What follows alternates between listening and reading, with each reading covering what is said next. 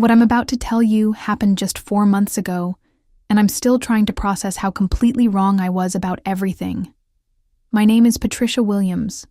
I'm 56 years old, and for 3 years I believed my daughter Jessica despised me so much that when she finally invited me to her wedding, she attached the most humiliating condition I could imagine.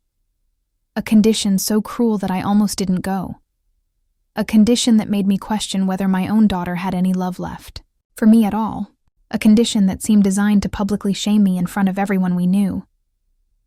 But when I discovered the real reason behind that condition, when I learned what Jessica had been hiding from me for 3 years, it revealed the most heartbreaking truth imaginable. A truth so shocking that it didn't just change how I saw that wedding invitation. It changed how I saw my daughter, myself, and the last 3 years of our lives. By the end of this story, you'll understand why sometimes the most humiliating requests are actually the most loving sacrifices, and why the daughter I thought was punishing me was actually protecting me in ways I never could have imagined. Let me start from the beginning, because what happened 3 years ago destroyed our family in ways I'm still trying to understand. It was September 2021. Jessica was 24, working as a nurse in Dallas, and I was so proud of the woman she'd become. After her father left when she was 16, it had been just the two of us through her high school years, college, nursing school. We'd been through everything together. Financial struggles, her first heartbreak, job interviews, apartment hunting. I thought we were as close as a mother and daughter could be. That's why I was so shocked when Jessica called me on a Tuesday night and said she needed to tell me something that was going to change everything. "Mom, I need to come home this weekend. There's something I have to tell you in person." Something in her voice made me nervous. Jessica had always been direct, never one to build up drama around conversations. If she needed to tell me something, in person, it was serious. When she arrived at my house in Austin that Saturday, she looked exhausted. She'd lost weight, had dark circles under her eyes, and seemed nervous in a way that wasn't like her at all. "Mom, I need to tell you something, and I need you to let me say everything before you respond. Okay?" I nodded, my heart already racing. 3 months ago, I was diagnosed with multiple sclerosis. The words hit me like a physical blow. Multiple sclerosis. MS.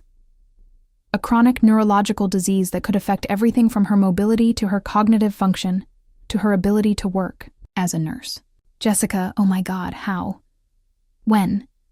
What did the doctors say? Mom, let me finish. The diagnosis explains a lot of things that have been happening over the past year.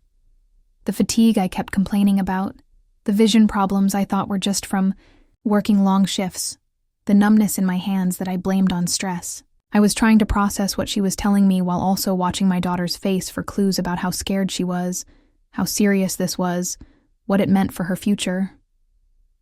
The good news is that it's relapsing remitting MS, which means I'll have periods where symptoms flare up and periods where they're manageable. The doctors think I caught it relatively early, and there are treatments that can slow the progression. Jessica, why didn't you tell me sooner? Why did you go through this alone for 3 months? Because I needed time to understand what this meant for my life before I tried to explain it to anyone else. But sweetheart, I could have been there for you. I could have gone to doctor appointments with you, helped you research treatments, supported you through this. And that's when Jessica said something that confused me. Mom, that's exactly why I didn't tell you right away. What do you mean? Mom, I love you, but you have a tendency to take over when there's a crisis. You want to fix everything, research everything, manage everything, and I needed to handle this myself first. I was hurt by what she was saying, but I was also trying to be understanding. Jessica had just been diagnosed with a serious chronic illness. If she needed space to process it, I could respect that. Okay, but I'm here now. What can I do to help? What do you need from me? Actually, Mom, there's something else I need to tell you. What? I'm engaged. What? Jessica, to who? When did this happen? His name is Michael Chen. He's a doctor at the hospital where I work. We've been dating for 8 months, and he proposed last week. I was reeling. My daughter had been diagnosed with MS, gotten engaged, and I knew nothing about any of it. Jessica, why are you telling me all of this at once? Why didn't I know you were even dating someone seriously? Because I needed to know that Michael loved me for who I am, not just as someone he wanted to take care of because I'm sick. What does that mean? Mom, Michael doesn't know about my MS diagnosis. I stared at Jessica in shock. What do you mean he doesn't know? I mean, I haven't told him yet. I wanted to make sure our relationship was solid before I introduced a chronic illness into it. Jessica, you can't marry someone without telling them about a major health condition. I know that, Mom. I'm going to tell him. But I wanted to tell you first, and I wanted to ask for your help with something. What kind of help? I want to tell Michael about my MS, but I want to do it in a way that shows him I'm still the same person he fell in love with. I don't want him to see me as sick or fragile or someone he needs to rescue. Okay, so what's your plan? I want to have a small engagement party here in Austin, invite both our families, and tell everyone about the MS diagnosis at the same time. I introduced Michael to you and the rest of our family. It seemed like a lot to handle in one event, but I wanted to support Jessica however she needed. Of course, sweetheart. Whatever you need. There's one more thing, Mom. What? I need you to promise me that when I tell everyone about my diagnosis, you won't go into crisis management mode. I need you to let me handle this my way. Jessica, what do you mean by crisis management mode? I mean, I need you to not start researching treatments on your phone during the party. I need you to not start asking Michael a bunch of medical questions. I need you to not try to take charge of managing my illness. I was starting to feel defensive. Jessica, I've never tried to manage your life. I've always been supportive. Mom, do you remember when I sprained my ankle my sophomore year of college? Of course. You drove 4 hours to my campus, took me to 3 different doctors because you didn't trust the first 2 diagnoses, researched ankle injuries for 2 weeks, and bought me 6 different ankle braces because you wanted to make sure I had the best possible recovery. I was being a good mother. You were being a loving mother. But Mom, you also kind of took over my entire injury.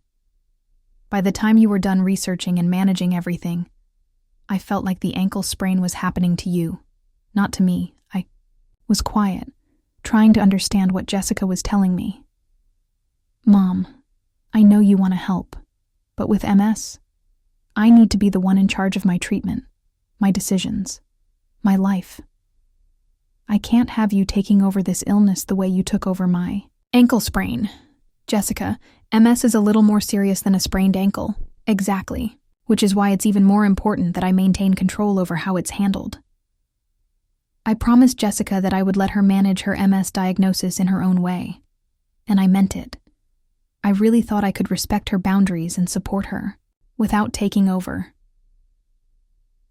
The engagement party was planned for 3 weeks later. Jessica and Michael would drive up from Dallas.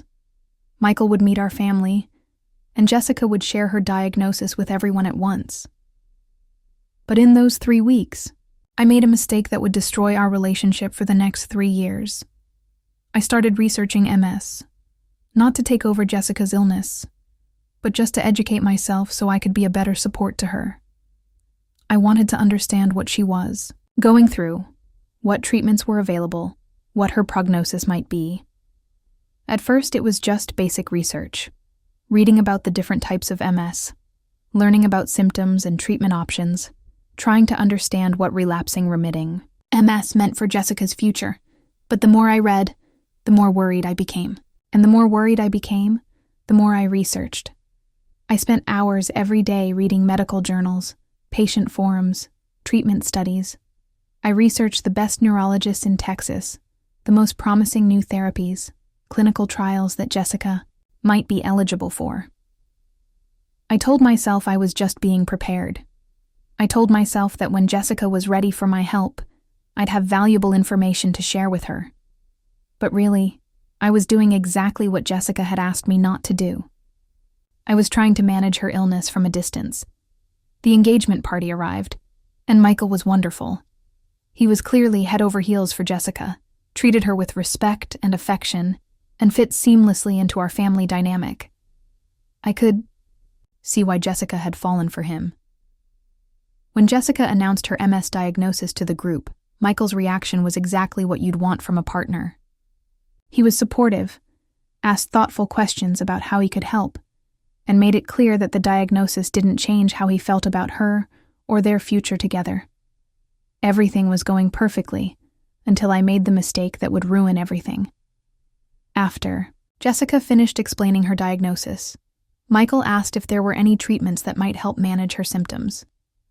Jessica started to answer, but before she could finish, I jumped in. Actually, I've been doing some research, and there are several promising new therapies, I said, pulling out my phone. There's a new drug called Ponvory that was just approved by the FDA, and there's a clinical trial at UT Southwestern that Jessica might be eligible for. The look on Jessica's face was devastating. It was like I'd betrayed her in the worst possible way. Mom, what are you doing? I'm just sharing some information that might be helpful.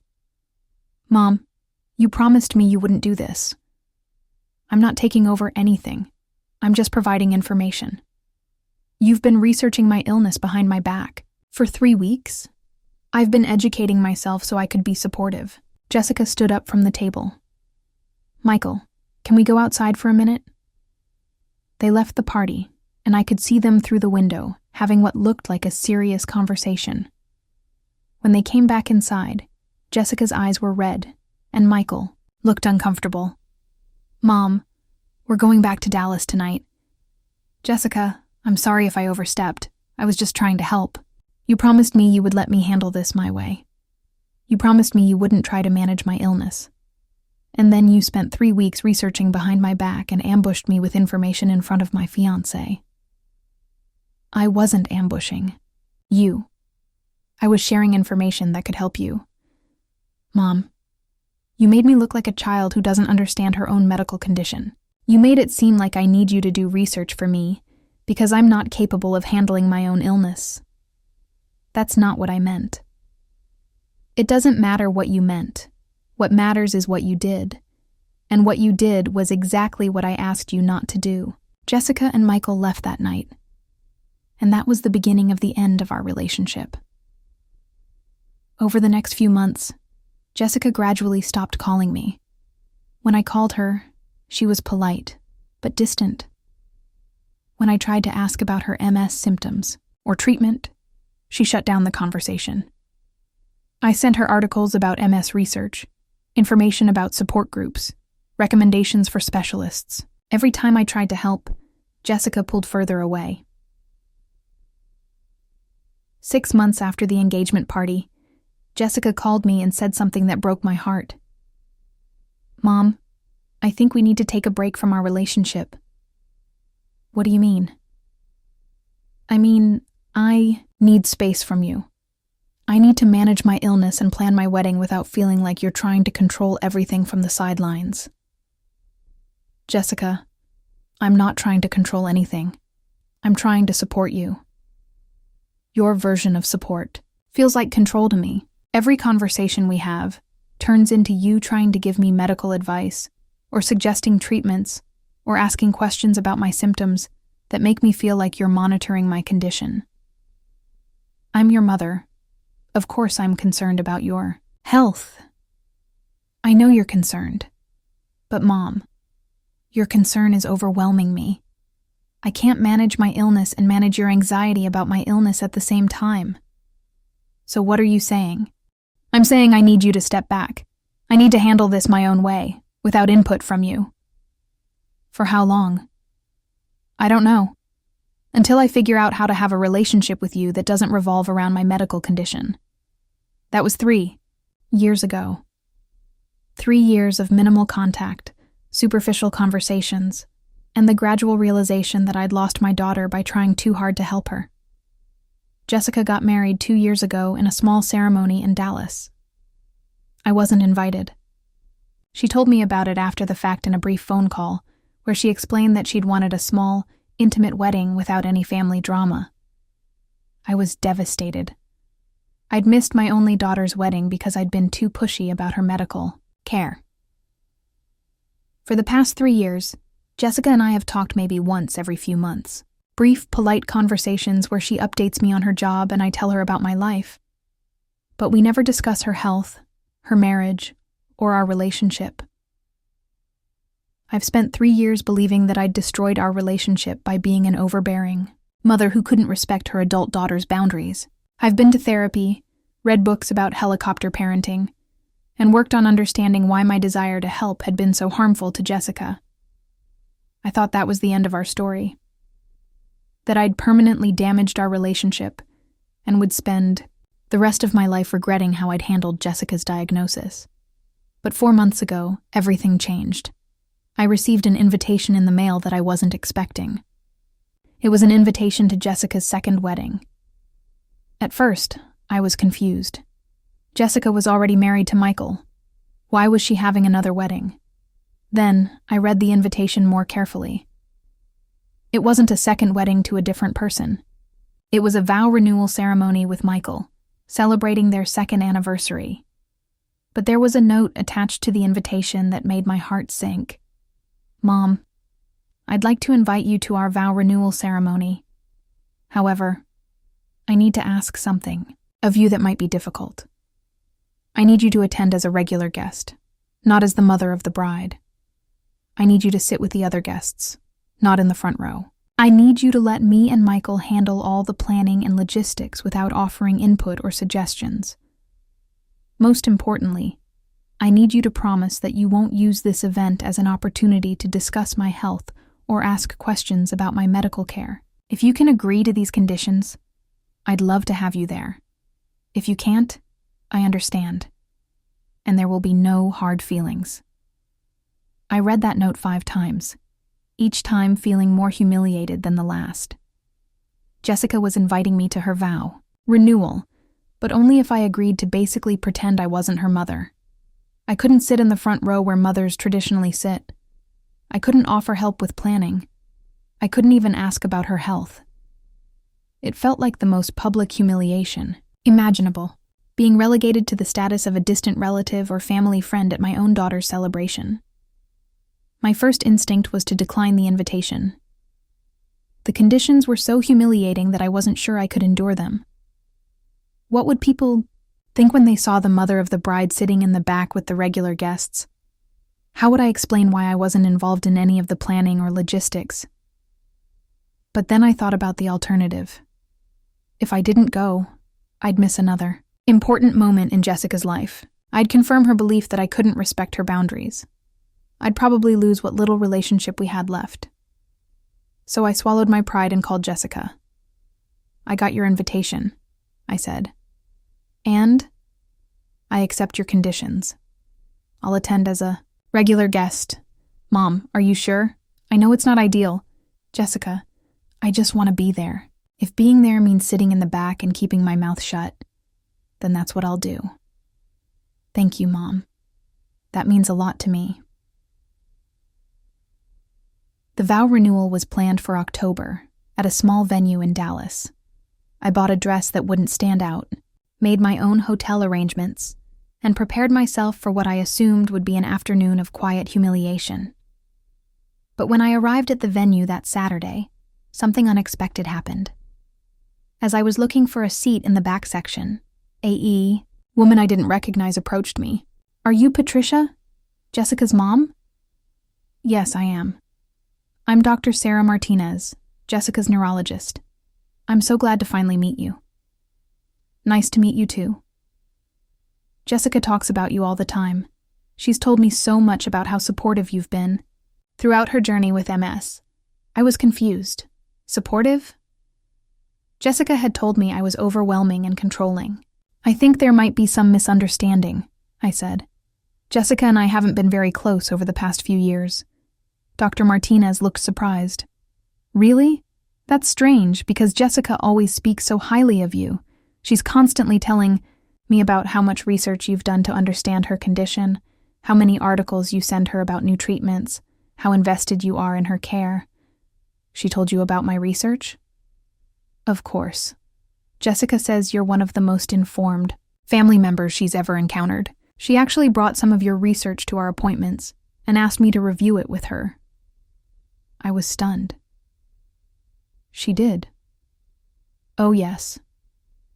There have been several times when you found information about clinical trials or new treatments that I wasn't aware of yet. Jessica really values your input. But she told me my research was overwhelming her. Dr. Martinez looked even more confused. Jessica has never said anything like that to me. In fact, she's often mentioned how grateful she is to have a mother who cares enough to stay informed about her condition. I was starting to realize that there was something I didn't understand about my relationship with Jessica. Dr. Martinez, can I ask you something? Of course. How is Jessica doing? With her MS, I mean. She hasn't talked to me about her health in 3 years. She's doing remarkably well, actually. Her symptoms have been very manageable, and she's responded beautifully to treatment. But Patricia, surely you know this. Jessica tells me you two talk about her care regularly. We don't talk about her care at all. She asked me not to 3 years ago. Dr. Martinez was quiet for a moment, then said something that changed everything. Patricia, I think there's been a misunderstanding. Jessica hasn't been avoiding conversations about her health with you because she doesn't want your input. She's been protecting those conversations because she doesn't want you to worry. What do you mean? Jessica told me that when she was first diagnosed, you became so anxious about her condition that it was affecting your own health. She said you were losing sleep, losing weight, obsessing over every symptom and every treatment option. I was worried about my daughter. Of course you were, but Jessica was worried about you too. She told me she was afraid that her illness was making you sick, and that she needed to find a way to manage her condition without causing you so much distress. I felt like the world was tilting. She was protecting me? Patricia, for the past 3 years, Jessica has been managing her MS beautifully. She takes her medication, attends all her appointments, follows her treatment plan religiously. But she's been doing it all quietly, without sharing the details with you, because she doesn't want you to worry. But I thought she didn't want my help. She doesn't want your worry. There's a difference. Dr. Martinez excused herself to find her seat, leaving me standing in the back of the venue trying to process what she'd told me. Jessica hadn't been pushing me away because she didn't value my input. She'd been pushing me away because she was trying to protect me from the anxiety and stress of watching her navigate a chronic illness. For 3 years, I'd believed that I was an overbearing mother who couldn't respect her daughter's boundaries. But maybe the truth was that I was a mother whose worry was so intense that my daughter felt like she needed to shield me from her reality. The ceremony was beautiful. Jessica looked radiant. Michael was clearly devoted to her, and their vows were heartfelt and moving. I sat in the back as promised, but I spent the entire time thinking about my conversation with Dr. Martinez. After the ceremony, during the reception, I was sitting alone at my table when Jessica approached me. Mom, thank you for coming, and thank you for respecting my boundaries. Jessica, can we talk? There's something I need to ask you. Of course. We found a quiet corner of the venue, and I told Jessica about my conversation with her neurologist. Dr. Martinez told me that you've been sharing my research with her. She said you've found some of my articles helpful. Jessica's face went pale. Mom, She also told me that you've been managing your MS beautifully for 3 years, but that you haven't been telling me about it because you're worried about my anxiety. Jessica started crying. Mom, I'm so sorry. I've been lying to you for 3 years. What do you mean? I mean, I haven't been avoiding conversations about my health because I don't want your help. I've been avoiding them because I was afraid of what they would do to you. Jessica, I don't understand. Mom, when I was first diagnosed, you became so worried about me that you lost 15 pounds in 2 months. You were calling me 3 times a day to check on my symptoms. You were researching treatments until 2 a.m. You were making yourself sick with anxiety about my illness. I was concerned about you. I know. But Mom, watching you worry about me was almost harder than dealing with the MS itself. I felt like I was making you suffer just by being sick. I sat down heavily in a nearby chair. So, you cut me out to protect me? I didn't cut you out. I just compartmentalized. I kept managing my illness, but I stopped sharing the details with you because I didn't want to keep causing you so much distress. But Jessica, I thought you didn't want my help. I thought I was being overbearing. Mom, you were never overbearing. You were loving. But your love was so intense that it was overwhelming both of us. So all these years when I thought you were angry at me for being too involved, you were actually trying to protect me from worrying too much. Yes. And Mom, it's been so hard. There have been so many times when I wanted to call you and tell you about my appointments, or ask your opinion about a treatment decision, or just talk to you about how scared I was. But I didn't want to trigger your anxiety again. I was crying, now too. Jessica, I've spent 3 years thinking I was a terrible mother who drove her daughter away. You're not a terrible mother. You're a mother who loves me so much that it hurts you when I hurt. But Mom, I need you to know that I can handle being sick. I can't handle making you sick with worry. What about today? Why did you ask me to sit in the back?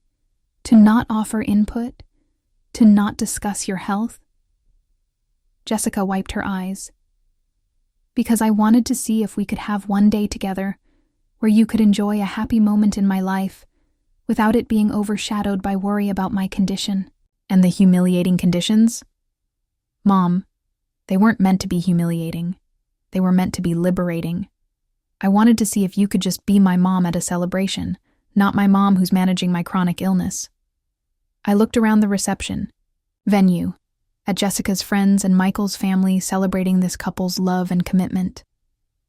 Jessica, I've been approaching this all wrong, haven't I? What do you mean?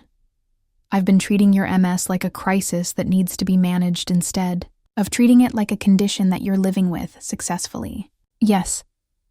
Mom, I have MS, but I'm not dying from MS. I'm living with it. And I'm living well with it.